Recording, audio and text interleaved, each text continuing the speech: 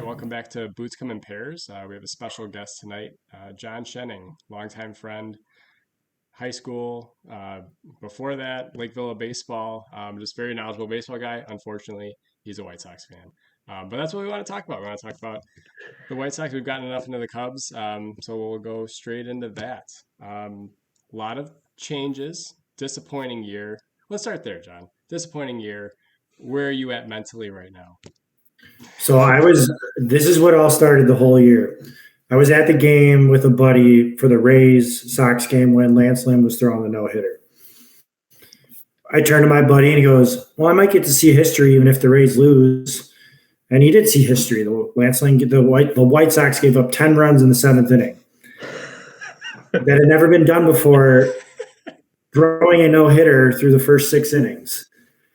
And yours truly, unfortunately, started that sell the team chant in left field that night.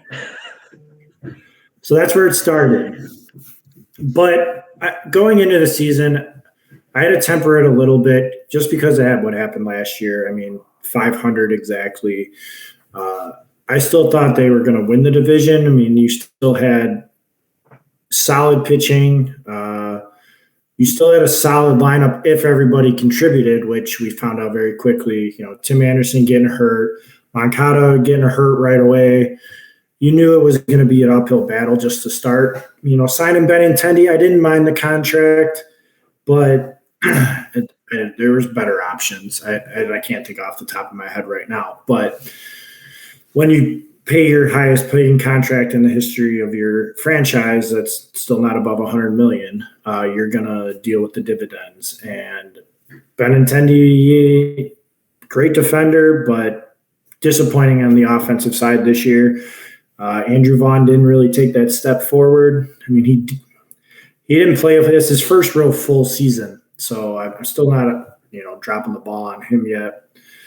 But as the months went on, May they went on that 10-game win streak. Here you're thinking, okay, maybe they're going to slowly start to make their way up, slowly start to figure it out.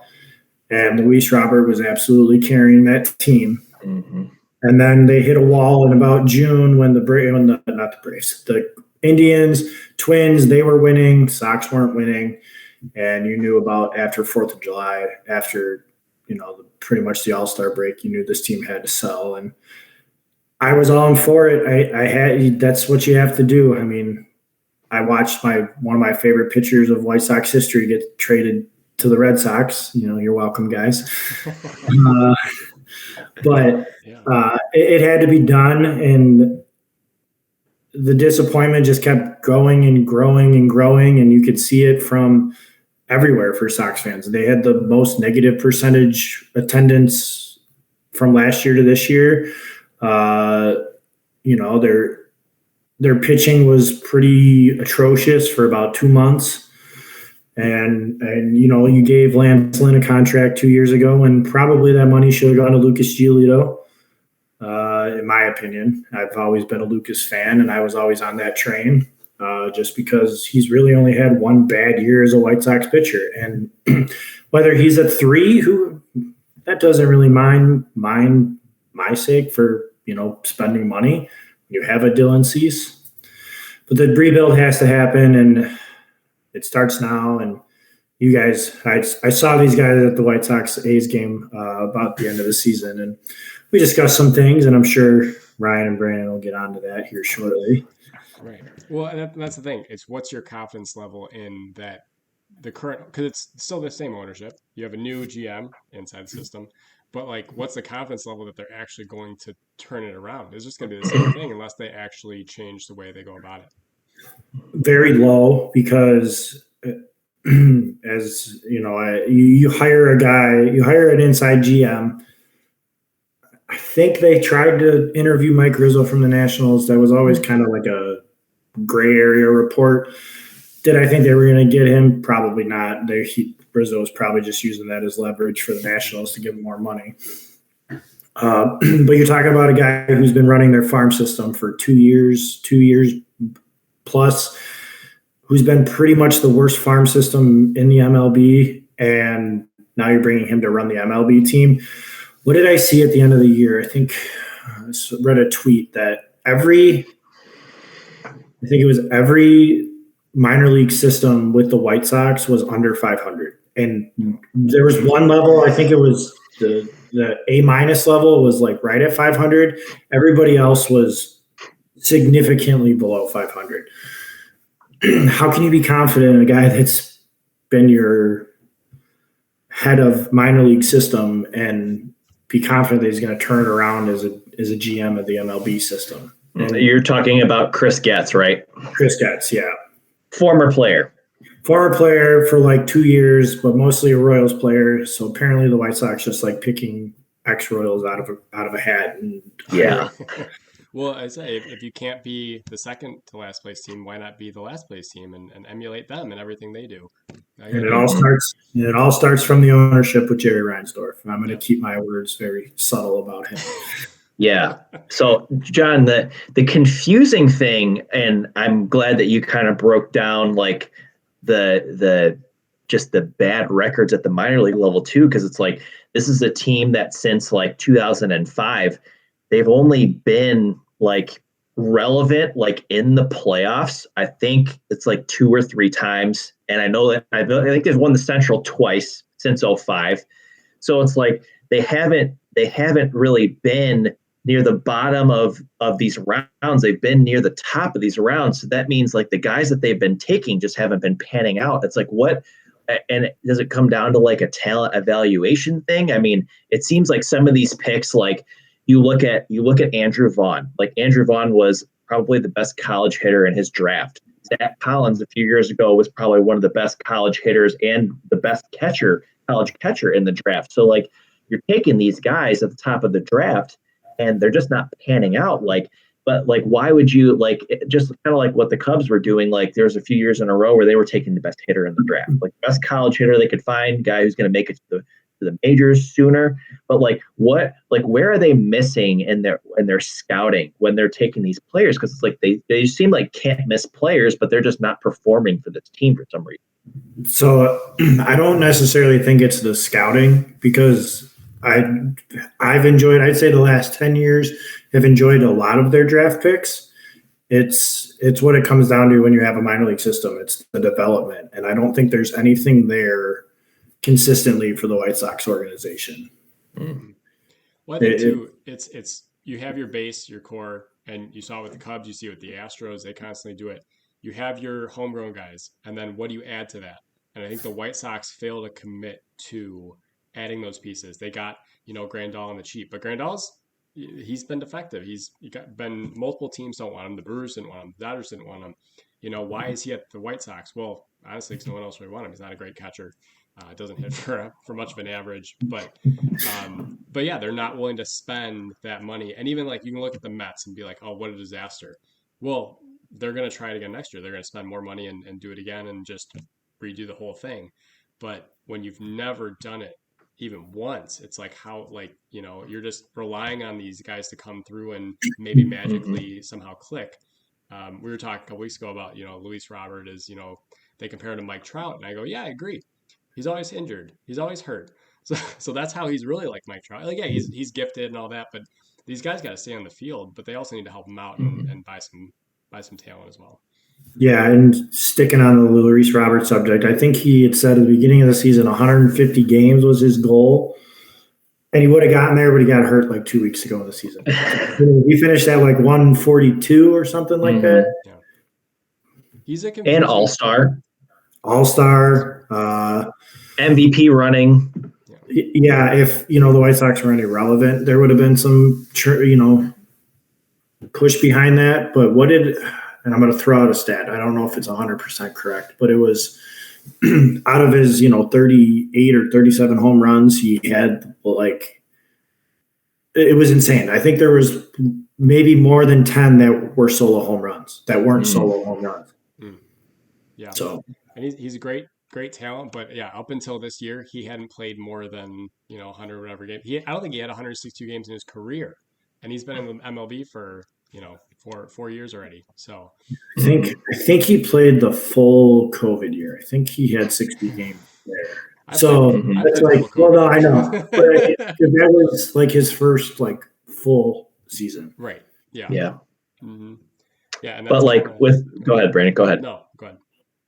So, I mean, but we're talking about Luis Robert again, just incredible talent. That's a guy that you get in like the international signing class, like international free agent, but like they're not getting the normal free agents. Like, and there was a rumor that when Manny Machado was a free agent, that the White Sox actually gave him more money. They offered him more money than all these other teams, but he didn't want to go there. Like, it comes down to the culture too. And not that we want to link into Reinsdorf too much, but Reinsdorf has not created that culture.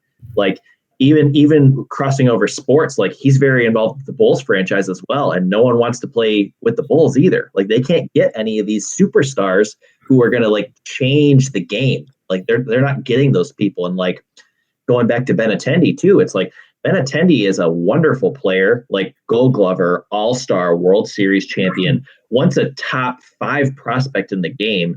Um, he has like lost his power since he left the Red Sox. Like near like the COVID year, he's not been the same player since then. Still a guy who can hit the ball, but like this is a guy who used to be like gap to gap power, 40 doubles, capable of 25 to 30 homers, Gold Glove defense, like laser arm. He's just not that player, and they give him $75 million. It's like it's just the wrong guy. I love the guy, but it's like it's just not the right pick. But like when you're the White Sox and you don't have that culture, that's the kind of player that you can attract, and you're going to overspend for him because you think he can bring some of that magic that he used to have. But I just don't know if he's capable anymore.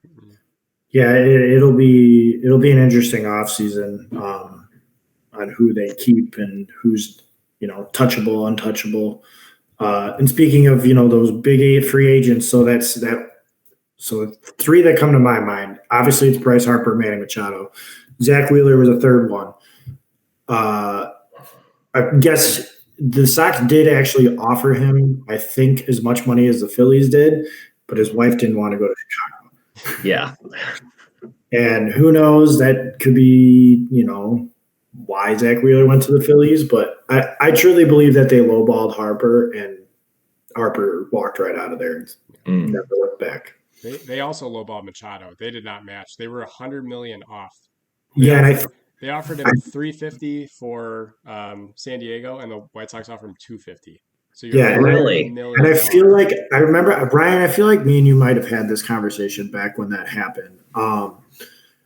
It was all incentive based for that contract too. It wasn't like based contract. It was incentive based, and that's why Machado got offered less money.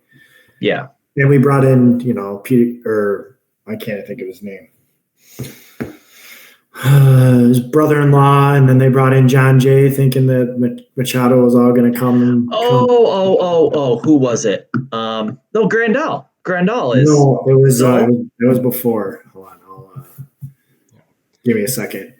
But too, even like Ryan, when you're saying Benintendi, that's just bad scouting because Benintendi has changed his game. He's gone away from power, and he's like, I'm going to do more hitting.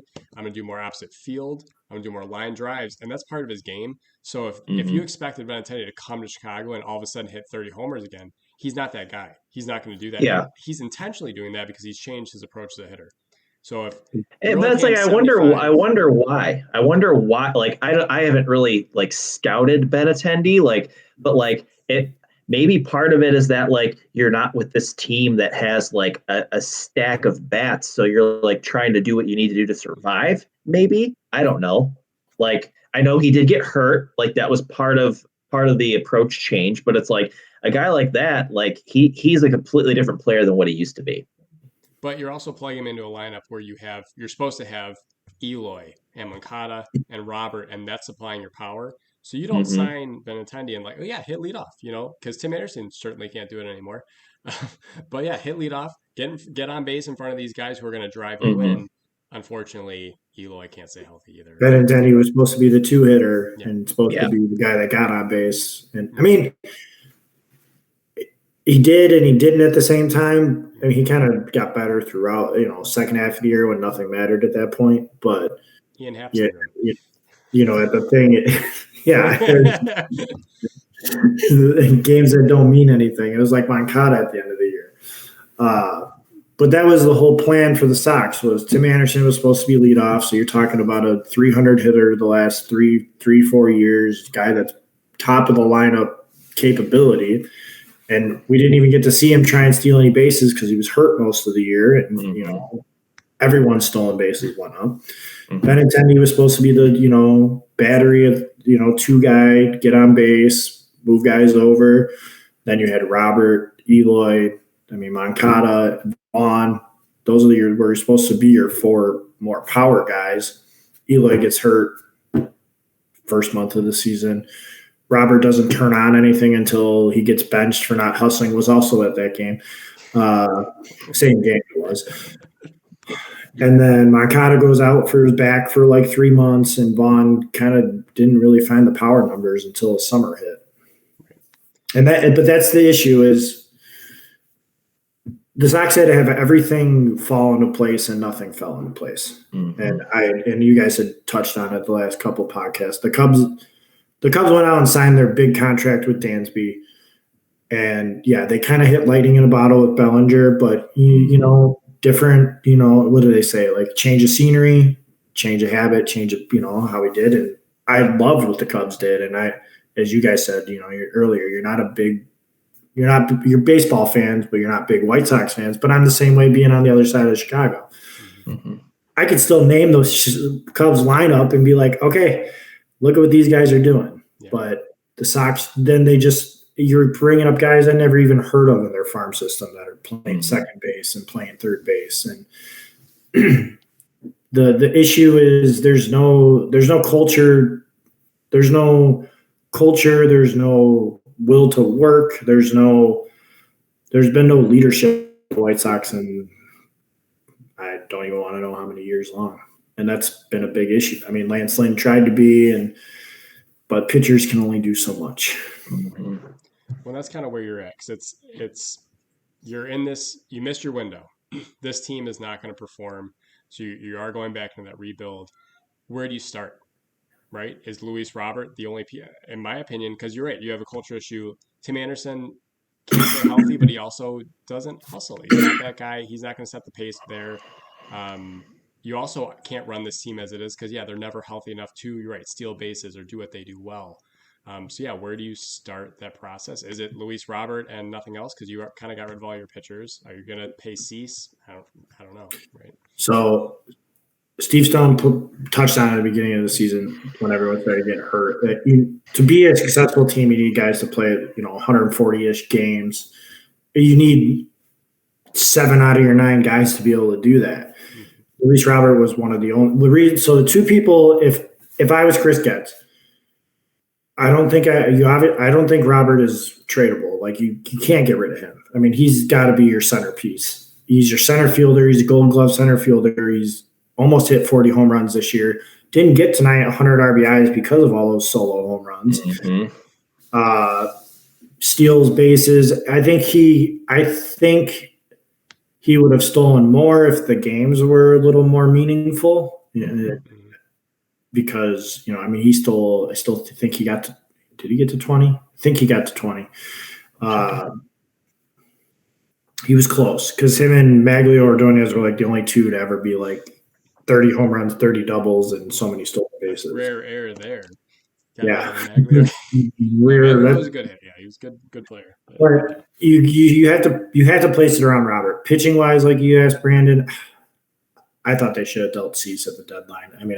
I think you could have gotten something out of the Orioles. I still think the Orioles are probably the number 1 contender for Cease.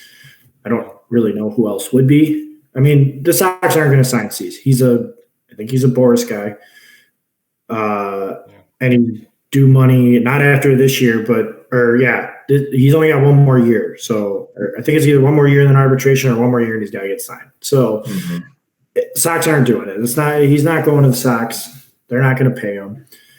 And I know he had a rough year, but if you look at his numbers at the second half, I still pay attention to the games. I still look at, box scores, and he was starting to pick it back up with the 8 strikeouts, 1 walk, 5-6 innings, not 7 walks, 4 strikeouts, 5 innings. So it's Robert. I still think you have to hold on to Andrew Vaughn. I still think there's some stuff that hasn't been scuffed up yet, and there's still some talent to be seen. Everyone was complaining about not re-signing Abreu, and yeah, it happens. But I mean, and then there's a couple. I just remember looking up the stats, and Vaughn had about as much better stats as Abreu did the whole time. And yeah, the leadership, but Abreu's was there for 7 years, and they made the playoffs 1.5 years, considering. Yeah. And that's the one thing the Sox have had good success has been with first basemen. So hopefully it can continue. I don't think Houston's pleased with his production this year. Probably right now because he has a homer tonight. He had 2 yesterday. Another one. That's 3. Another one tonight. But he's saving it for the postseason. He must have. He's probably like 40 when he's saying he's 35. But but yeah, Houston cannot be pleased with what they got out of him this year. So I think they did skate off easy with that one. But at the same time, yeah, you're right. They're not willing to pay him anyways. So. Yeah. And those are the 2 guys. I feel like those are the only 2 guys you have to say you're going to keep. Yeah. Yeah. I would agree with that. You got to listen to offers on Cease. I don't think anybody else wants anybody in that rotation. I mean, no one's going to take on Kopech right now. No. Well, and you have to keep Benintendi because no one's going to trade for that contract. No. So those are your 3 guys. So you have your corner outfielder, your center fielder, and your first baseman.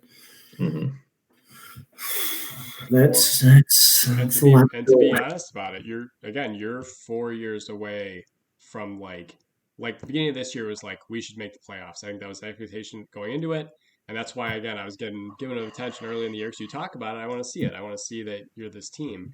I don't think anyone's going into next year going like, yeah, you're going to be better than Cleveland, Minnesota, and because Detroit didn't look horrible for what they are, even though they have that Detroit was almost 500, so they have the manager that I've been wanting. Yeah, and they hired Tony La Russa. And the Royals have a ton of talent coming up. So Bobby Witt looks really good. I mean, it's just they have a better system. I think the White Sox are the 4th best team in that division. Just how it stacks up. So you're right. You're not going to sign Cease because you don't want to pay him a big deal. So you do need to move him. That's whether it's now or at the deadline or whatever it is. Wherever you're going to get the most for him, that's when you move him. But yeah, you got to see what you have. Notice that, Chris Guest depleted your farm system and you don't have anybody down there either. No, he's got to re-aggregate it. You got Colton Montgomery, and then you got the Noah Schultz, the guy they just drafted. Yeah, from Oswego, actually. So speaking of that, and John, I would definitely agree with you that Vaughn and Robert are the 2 guys that you need to keep. Cease needs to have a really good first half, and I think you can get maybe a talent-rich team like Baltimore if they're in it, or LA. Someone who's going to want to who needs a starting pitcher. I mean, you look at it now, like Baltimore could have used a guy like Cease in the playoff, in a divisional series. Cause their guys didn't have it. Bradish didn't go a long start. Kremer got pounded last night. So having a guy like Cease who has just nasty Cy Young type stuff. I actually think was it last year where he had his really good year? I thought he was the Cy Young in my opinion. Just the nasty stuff and the dominance that he showed. If the White Sox would have been more in it, he would have been the guy. But if you can kind of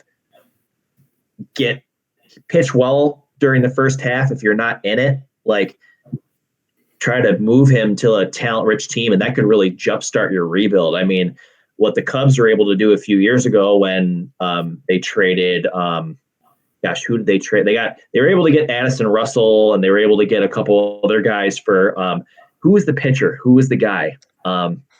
They traded him to Oakland, and then they got him right back. I can't remember his name, but they basically just we'll just swap him in and out. Was it Hamill? Jason Hamill. No. Jason. Was it Hamill? Not Cole Hamels. Jason Hamill. It was Jason Hamill? Yep. But yeah, I mean, the other thing that's disappointing really as well is you were kind of hoping that Moncada could be that guy too, because again, the guy's just got insane talent.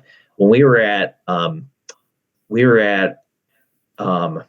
was at a Sox game. I don't know if it was the I don't know if it was the athletics one. Mancada made this insane play, just insanely quick hands, charged it and got rid of it and threw out an above average runner by like 10 feet. Like the guy's insanely athletic, insanely strong. He can drill the ball everywhere. Like that's just what you're wanting. And like when the Red Sox initially traded for Sale, I'm like, man, they are getting a stud in that guy because Mancada was number one in baseball at that time.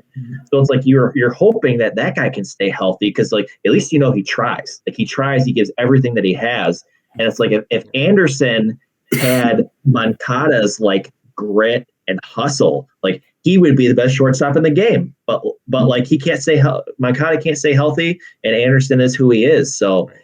But I agree with you. Definitely Vaughn and Robert, and hopefully they can get something for Cease. Hopefully Cease can do well, and they can get something for Cease that would definitely help them jumpstart their next phase of their franchise story.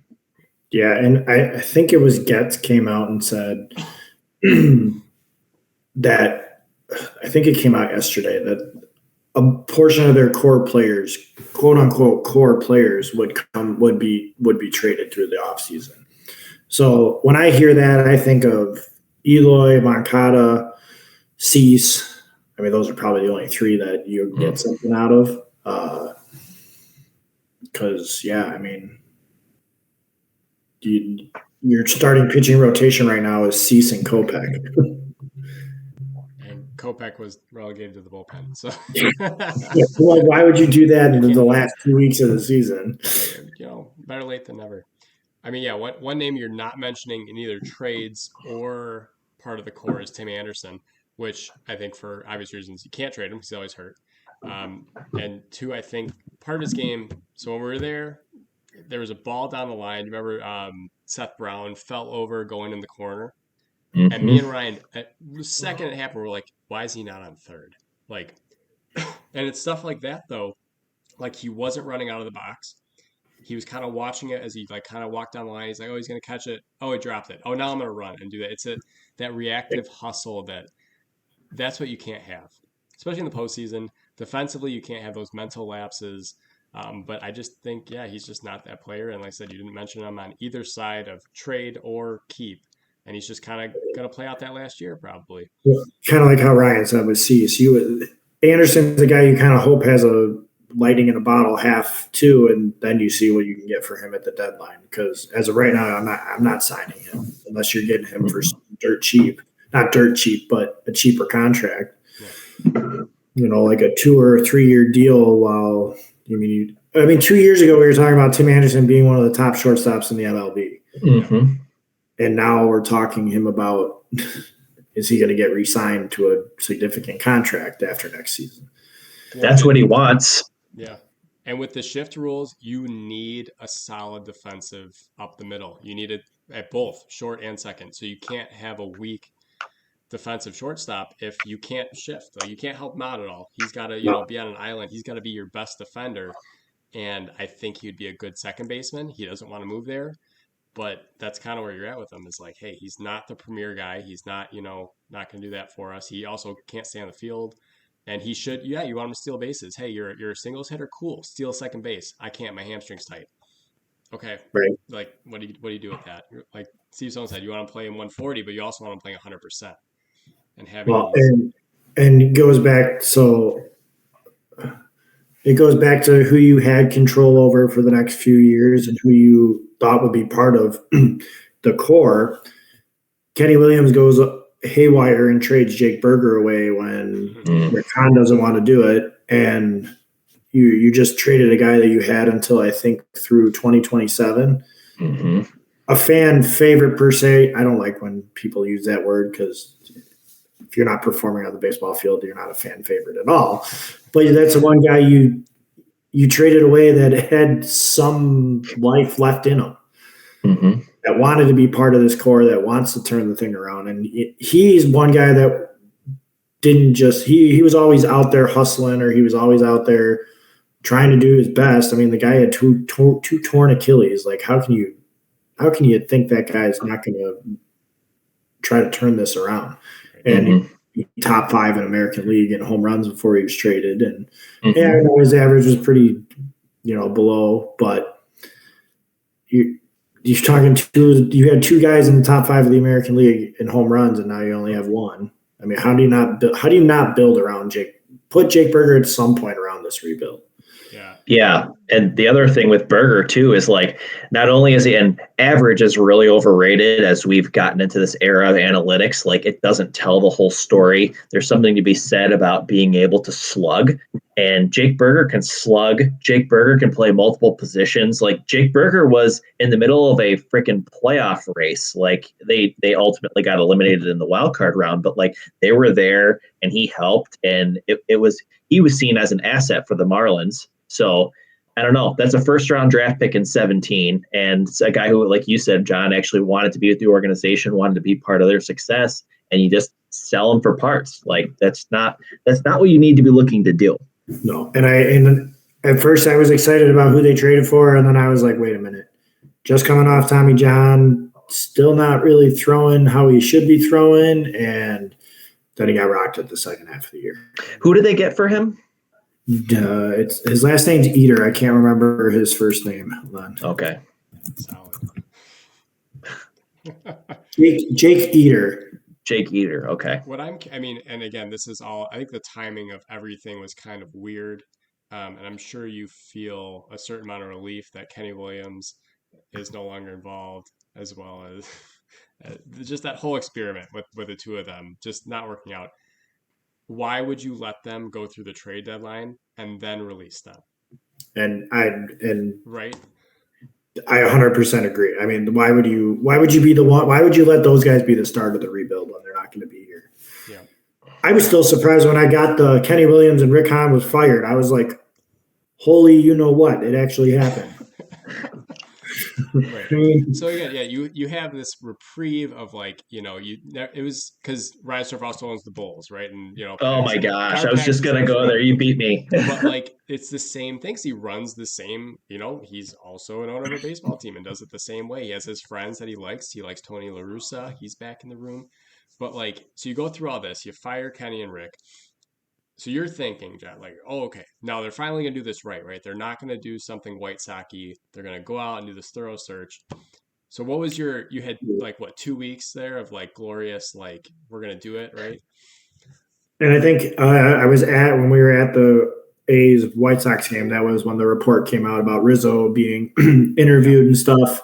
So I went, okay, I like it, and I I don't fault them for at least, if they were to give Getz an interview. I mean, you don't have to, but it's almost kind of good courtesy. But why not interview anybody else?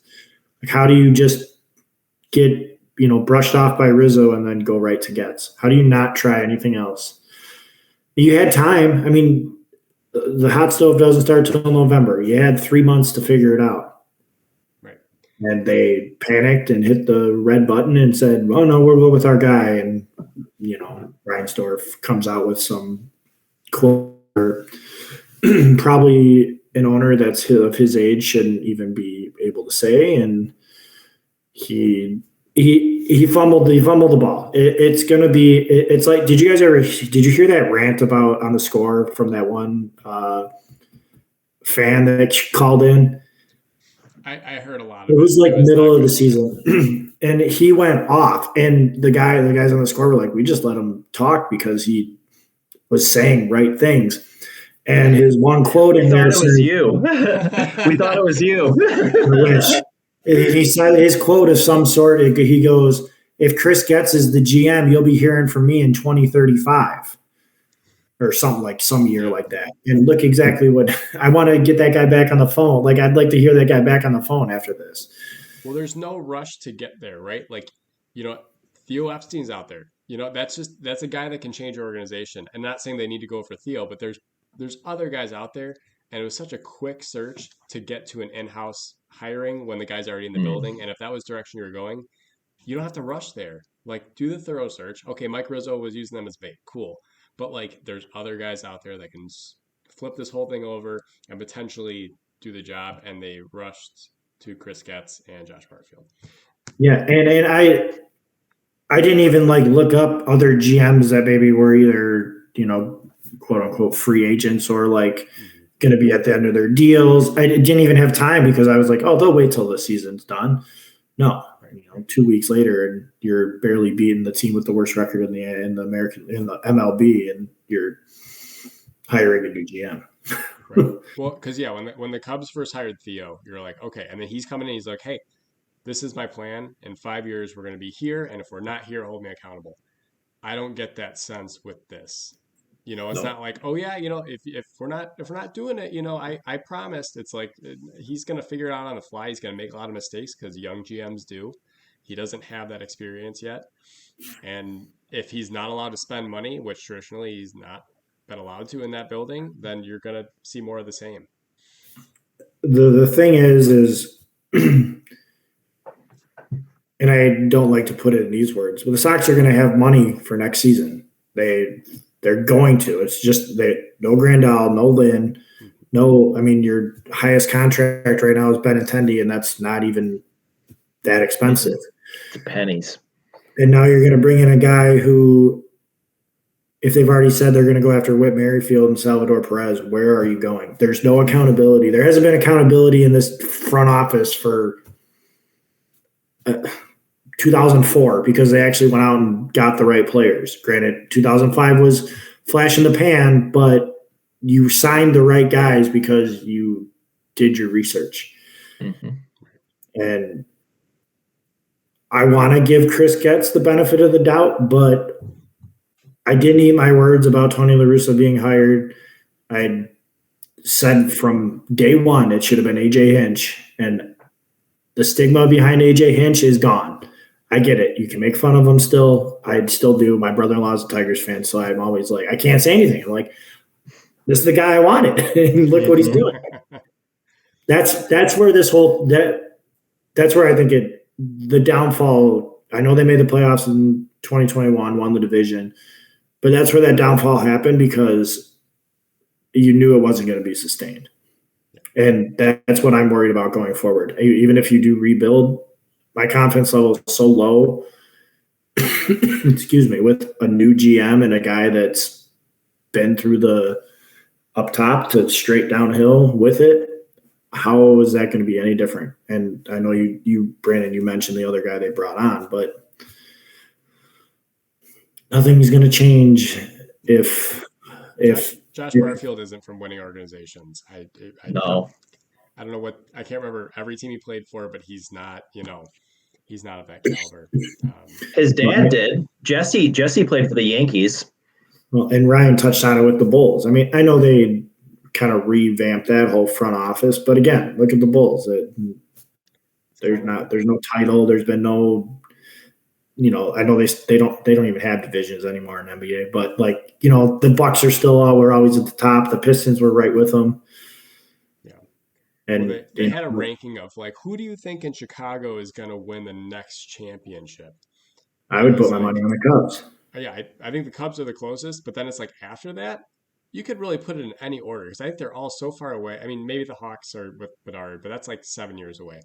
But it's just and half those teams are owned by Jerry Reinsdorf, and that's why you stay on this track is because they're not going to go for it. It's not the problem because they don't want players don't want to come here. It might be part of the Jordan stigma, but he also doesn't want to open the wallet for those guys. They're not offering those contracts, so you're kind of stuck. Well, it's like Bill. It's like Bill Wirtz with the Hawks. It's like you have this asset. Chicago's a hockey town. It always has been, and you are so scared about people not coming to the game that you black out games on TV. And you don't put any money into the team, and then the fans leave, and it takes him passing away, unfortunately, for the right people to get involved, for Dale Talon to come on, for him to draft the players that he drafted and assemble the team. That was kind of the same thing. They just got the right players at the right time, and they were able to sustain success for a long time, win 3 cups in the span of 10 years. That's incredible what they're able to do. So,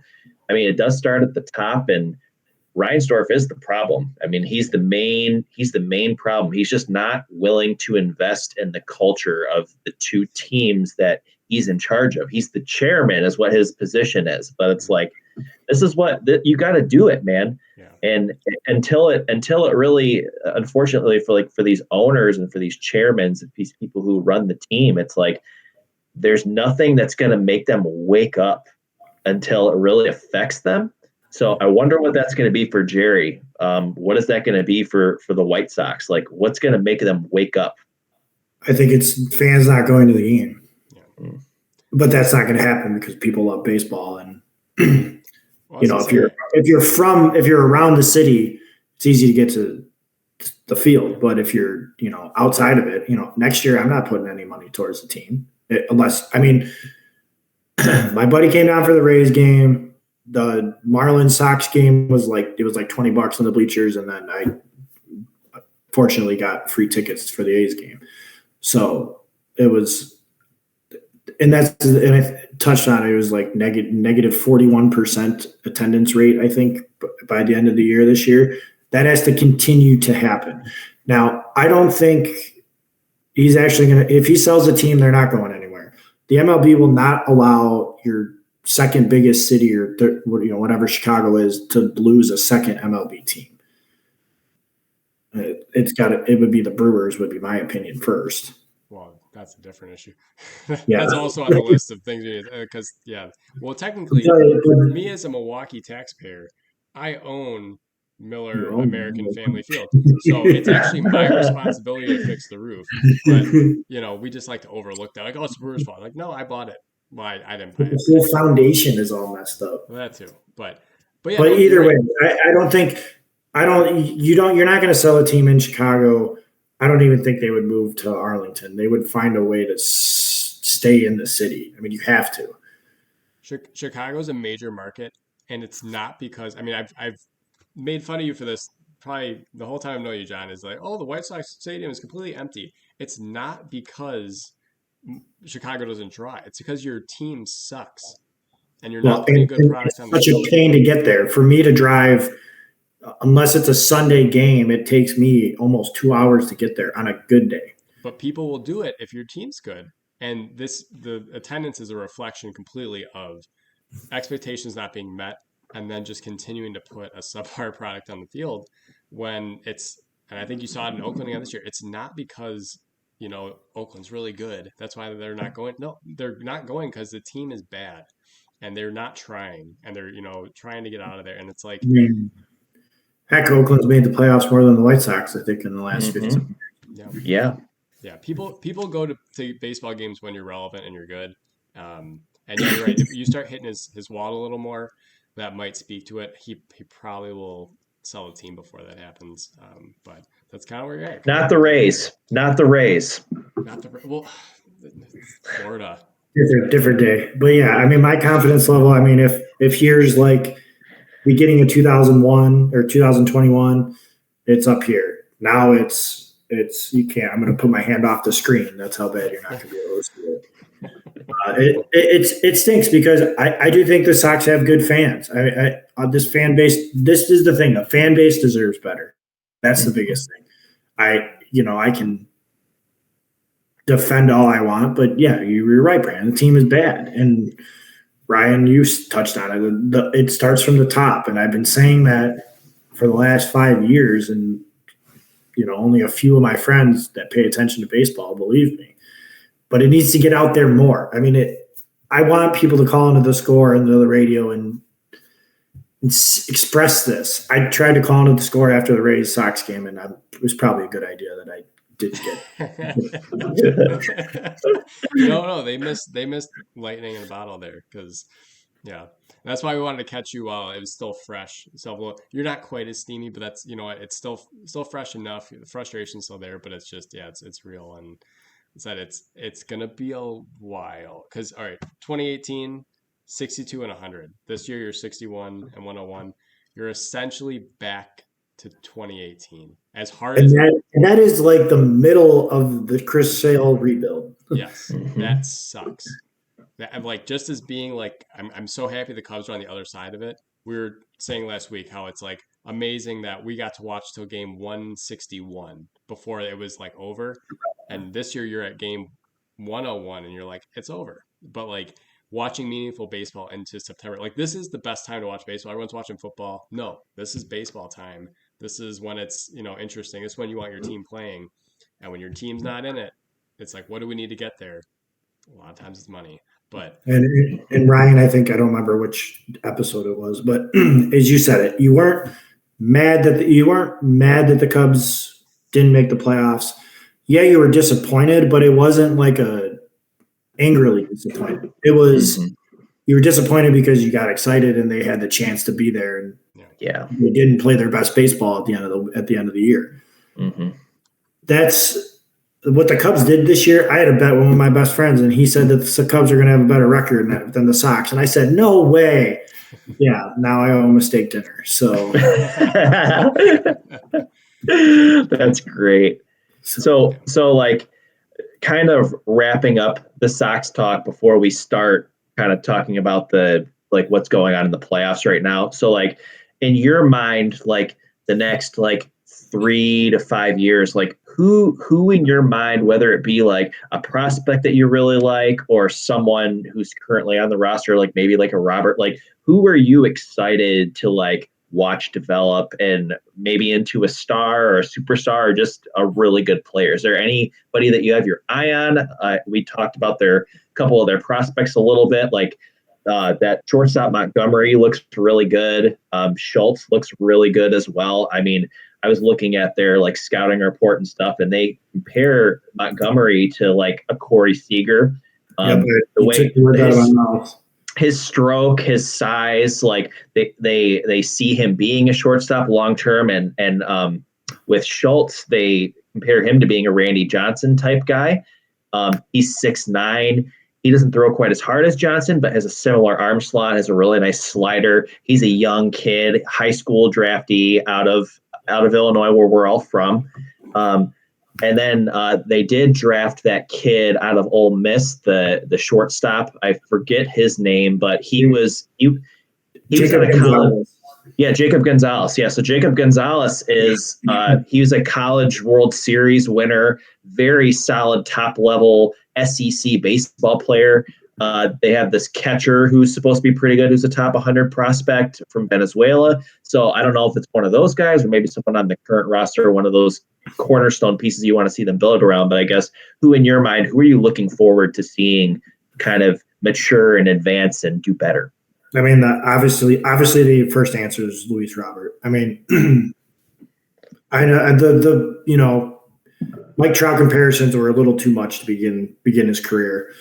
But you're talking about a guy who's a possible 40 home run, 100 RBIs. I could see him getting to 20 to 30 stolen bases. Not like an Acuna style, but a guy that's going to patrol your outfield and is going to give you that power bat that people are going to be afraid of, I think, in the next couple of years, especially if he can continue to hone down on the sliders and the breaking pitches. Then you're talking about a guy who completely changes his approach at the plate. I've already talked about the two guys. Your core going forward it has to be Luis Robert, Colson Montgomery, and Noah Schultz. I mean, those are the three guys you have to. Those guys have to pan out to even have a chance. And Montgomery, he was hurt to begin the year. Nothing real serious, but he had some back issues. But he went right back to, I think he started back in, let me look here. I think he started up at high A and they moved him right back up to double A because within a week you could just tell his hitting approach was back to normal. And I've heard a lot of Corey Seager comparisons, and I think it's a little still premature. I mean, I know it's the same build, same real swing path, but I don't know if he's going to be a shortstop by when a couple years into his career. They're saying maybe more third base, just because he doesn't have the range. I mean, I know Seager's not the greatest defensive guy, and especially like Brandon said, the shift things are way different now when it comes to defense. And the guy they got from the Lynn trade, Nastrini from the Dodgers, he's come on real strong. He's had a really good year. And he's a right-handed pitcher, and that's sometimes harder to find than your left-handed pitchers because there's so many right-handed pitchers. You're kind of taking a chance on everybody. He could be a guy that might be up on the opening day roster next year, and I could see him, being probably your 3 or 4. And Ryan Caro is the guy you're talking about, the guy they got from the Angels, I think. I don't know. Sox haven't had a catcher since AJ Pierzynski. So there goes to show you your development again. Who's developing these guys down like now? Who's developing these guys? If Getz was your developer, and who does he bring in to do all that? And you can have your top prospects, but it doesn't matter if you can't develop any talent. You could have all the talent in the world, but if nobody develops, then you're going nowhere. Well, and you have to put your eggs in that basket because they're not going to dodger it and spend all the money. So you have to go. You're like, these guys better pan out, otherwise we're back to 2018, back to whatever. You're telling me the White Sox aren't going after Ohtani this year? Even that, you know what? And we've touched on the Angels, and it's just so funny because you have the 2 best players in baseball, and they're the worst team. And it's like, great, I'm glad you have all that talent. They do nothing with it. So you know what? You can get Shohei Ohtani. That's fine. And you can't do anything with it because that'll be your only guy. Well, he's not pitching, so it'll only be a hitter. No. Yeah. And that was the other thing. I think it's even it's not illegal, but I can't remember what they call it in MLB. But Reinsdorf had said something like, "We're not going to go out and sign or spend the money on Ohtani," and I was like, "You can't say that. Yeah. Like you can't. How can you say that in front of a national media?" Well, look at Texas. They spent all that money on Jacob deGrom, and he's out. And they're still a really good team. And that's why you can't build it on one guy, especially in baseball. Not one guy. It's the whole team's got to be really good. And again, no Scherzer, no deGrom, and they look like the best team in the AL. No Scherzer yet. No Scherzer yet. Yeah, he's coming. He's coming. And they're in the ALCS. So, but you got to build layers to it. You got to build levels. It's got to be organizational. This is how we play baseball. And currently, the White Sox, their guys get up to the majors and they just play, kick the ball down the road and then just throw it everywhere and whatever. I'm talented enough to be here, so I should be here. But they're not playing fundamentally sound baseball from the minors. Yeah, and I know when I talked to you guys last about it, I was a little more animated on things, but yeah, please. But it's. Oscar Colas, animated. Go. There's another guy. I'm just going to keep saying names until John loses his mind. Lenny and Sosa. But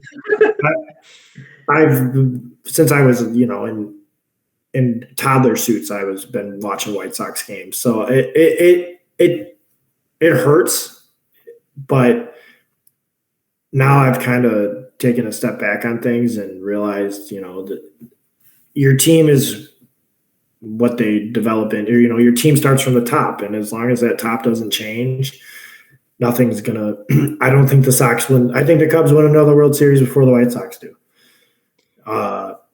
Trending that way, but. Yeah, well, and depends on kind of what the Cubs do in the offseason too. Anything you saw down the stretch, like a guy like Nico Horner, very good defensively. He made some very uncharacteristic mistakes, but that's because he's probably never played in a pennant race before. So, you need to first play good baseball, fundamentally sound, and know that you can do that, and then get in these pressure situations and test that. So then when you fail, like the Orioles just did, maybe next year they'll come back and actually win a series or whatever it might be. So and as other White Sox fans, I'm not going to be one to just not watch them. I'm still going to watch them. I'm still going to root for them. Was I rooting for losses after, July 1st? Yeah, because the draft isn't very good next year, but that's what I want. You want the number 1 pick. But, you have to clean house, and the Cubs did it. The Astros did it, 10 years ago. They cleaned house. They completely started over. But you gotta hit on, 40% of your picks, your players, but you also gotta hit on that much percentage. You gotta keep that much percentage that are doing well, and you gotta sign that much percentage that are gonna help your team. And And yeah, until Ryan started. you're too old to switch teams now. And we will continue to bag on you for being a White Sox fan, as we bag on people for being Cardinal fans. It doesn't mean we don't respect you as a person because you haven't switched. Because pain and suffering, as we know, it all likes company, right? So we can suffer together sometimes. Because the Cubs have also been way down too. So yeah, you ride the wave. Right now you're kind of low, but it makes for good conversation. For sure. Well, and that division, the Sox, that's the hardest thing to realize is the Sox division is not good. And any team, I honestly think if you have a good season, could win that division in the next 5 years. Mm-hmm. Yeah. And then you can be the Twins and be in the second round. And because I'm totally trolling John with my Twins hat. I know. Well, yeah. So now we can move on to some relevant teams. No, and Minnesota's losing in the eighth. That's fine. It's okay. Okay, that's what I was. Oh, it's only 3-2. Everyone likes the Twins right now because everyone hates the Astros. So we can all root in a positive direction. But yeah, so John, who do you like? Who's still left? So I said the Braves to begin from the NL side, and I didn't realize the Phillies were going to play the Braves. But I do have a text from my brother-in-law that I sent that I say I'm picking the Braves, but if I had to go with someone else, it would be the Phillies. And I'm like, okay, well, look what happens. I want to bring this up though because I haven't had a chance to talk to it about much people. What did that Austin Riley cutoff play remind you guys of? Derek Jeter. Yep. Yeah. Yeah. That was unbelievable. That was unbelievable. Just the awareness, and that's why I still think the Braves can come back. I mean, you're going to have Strider pitch game 4, I think, right? He's pitching tomorrow, and Philly's undecided right now. Oh, but then you got Zach Wheeler looming somewhere. Yeah. I mean, he just threw, but I mean, Strider's going on short rest too. So I think whatever it takes to end this series in the bank, I think Philly's going to empty out the gas tank for sure. You don't want to go back to Atlanta, that's for sure. No. And in the AL, again, the two teams I would have picked, Texas or Orioles, they both played each other, so they one knocked each other out.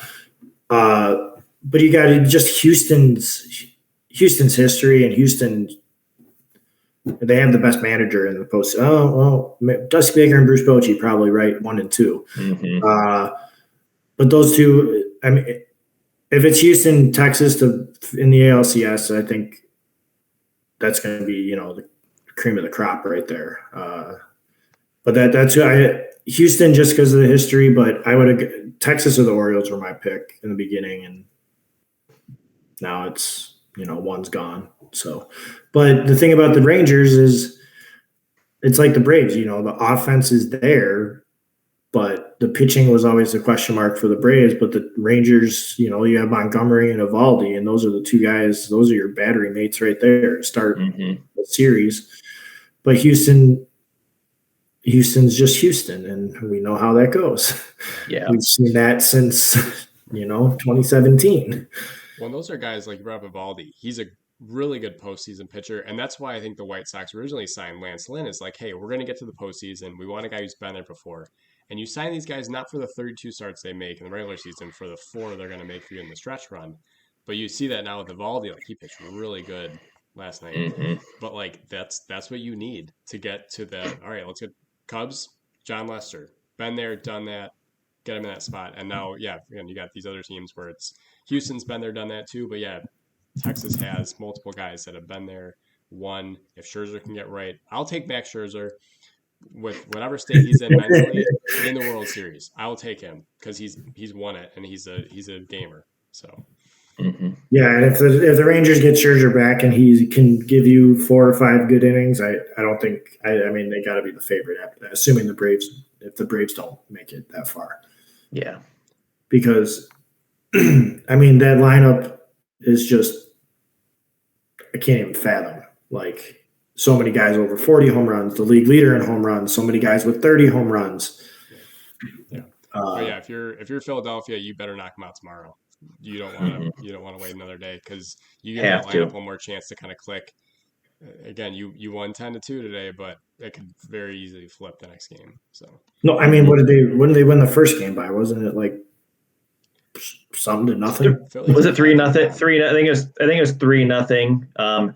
that was more of a bullpen game, and I think Texas started their series off with a bullpen game and then threw their two best pitchers the next two games.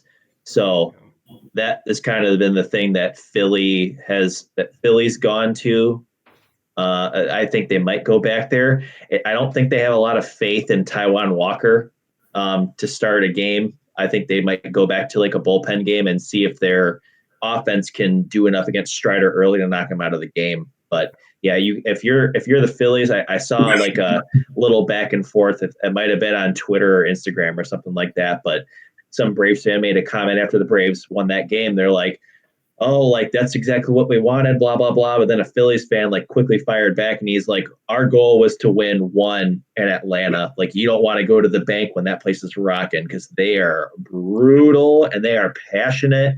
And their lineup, honestly, they have just as much firepower as the Braves. I mean, Trey Turner was like the hottest player on the planet the last couple of months. He's carried that into the playoffs. Bryce Harper is unbelievable. I have just grown a more of an appreciation for that guy as the years have gone on. Obviously, when he's a 16-year-old kid, you're like, all right, well, what is he going to be? That guy is a superstar. The fact that he was able to recover from UCL surgery, come back in mid-May, and been able to do the thing, play a new position, be a leader, like the base running error, like he's reading that ball to hit the wall and he's scoring. I would have done the same thing if I was on the bases, but you got him, you got Turner, you have Bryson Stott, who is just had an unbelievable year, great defensive player. You got guys like Wheeler and Nola. Aaron Nola's a really confusing guy for me.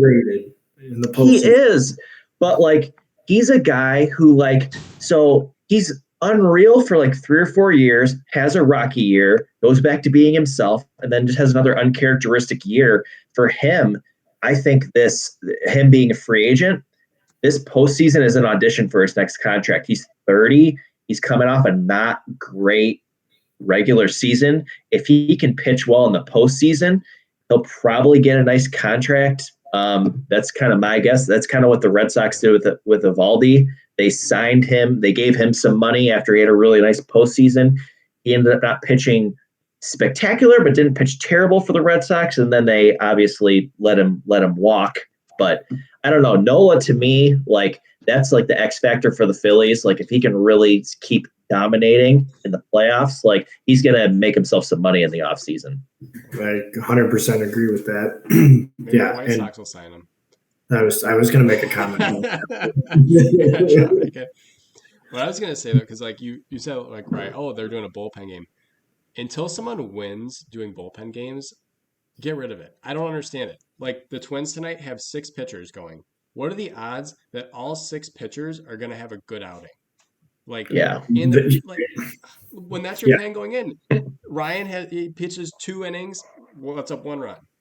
Let him go. Like you're just taxing for no reason, and then you're automatically sending your team into a tailspin. Kevin Cash showed a couple years ago when the Rays lost in the World Series that didn't took out Snow. Yeah, didn't work. Like it's just you're constantly playing. It's so hard to measure your bullpen anyways and push all the right buttons. It's impossible to always be correct all the time. But when you're going into the game with that's my plan, is I'm gonna every 2 innings have a new guy in there. You're going to be scrutinized if it goes wrong, and it hasn't worked yet.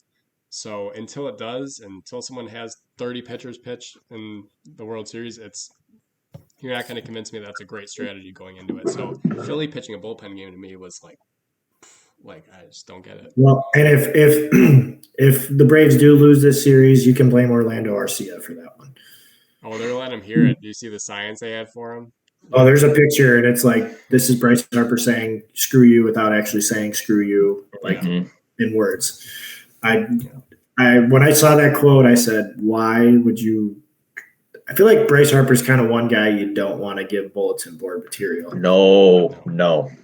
I mean, like Trout, whatever, he just ignores it. Ohtani just ignores it. But like Bryce Harper knows. He knows. He's hearing it. Mike Trout ignores it because he only has 12 postseason at bats. Oh my God, that's so bad. I will harp on that every time. Yeah, he's only played 3 meaningful games. So yeah, that's why Mike Trout can ignore it because he never Hmm. plays I past mean, September. the White Sox obviously top three disappointing teams in the league this year, but I mean the Mets and the Angels. Hmm. The that Angels was have had a that was also disappointing bad. decade. So And then the I mean, Angels try to trade for guys, and then they let them go. They let yeah, go Giolito and Lopez within like a yeah, month, and yeah. then yeah. And Matt Moore. and then they decided to keep their GM. I didn't understand that. Like that, if I was an Angels fan, I'd be jumping ship. I'm like, I'm going to the Dodgers. I don't even hear the word bandwagon. Deal with it. There you go. Hmm. Words with from John is it could always be worse. You could always be Yeah. the Angels. Yeah.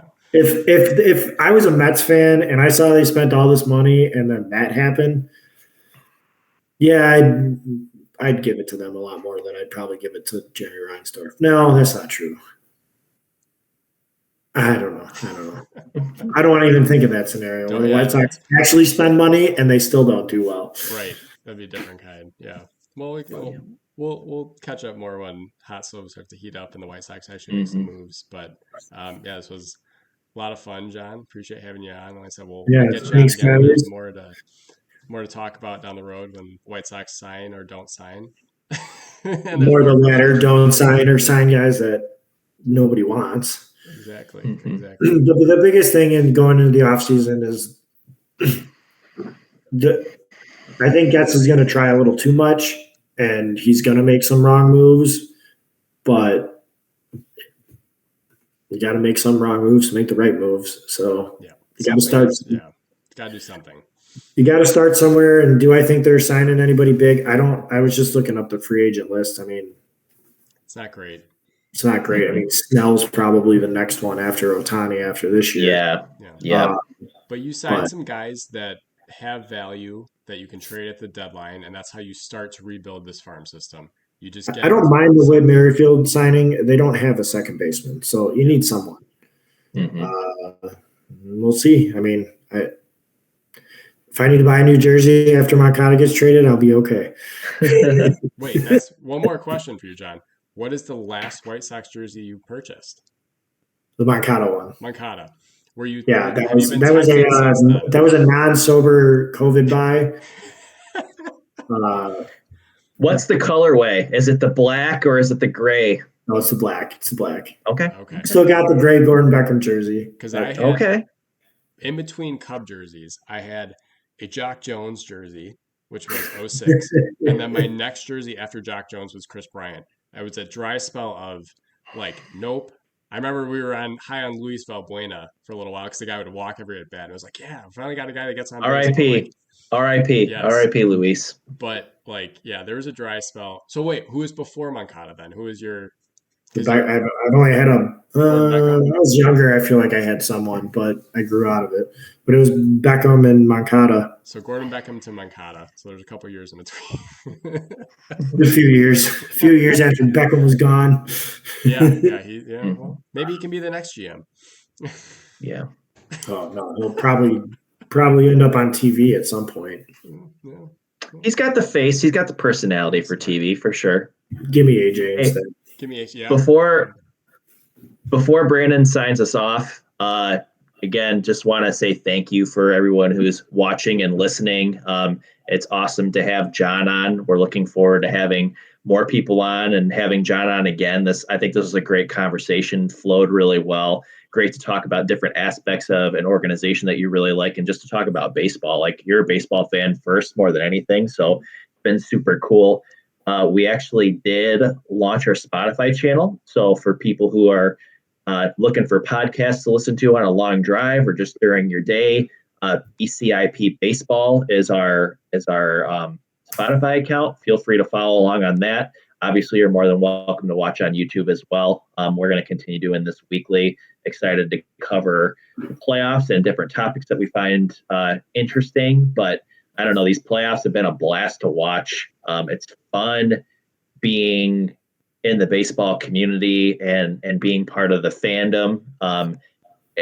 Baseball's back, guys, for sure. I mean, attendance is up, viewership's up. These rule changes, in my opinion, have been awesome. So hopefully we continue to grow the game and continue to get that viewership back, because it's such a special sport and something that it's just fun being part of it and fun talking about it. And yeah, that's all I got to say.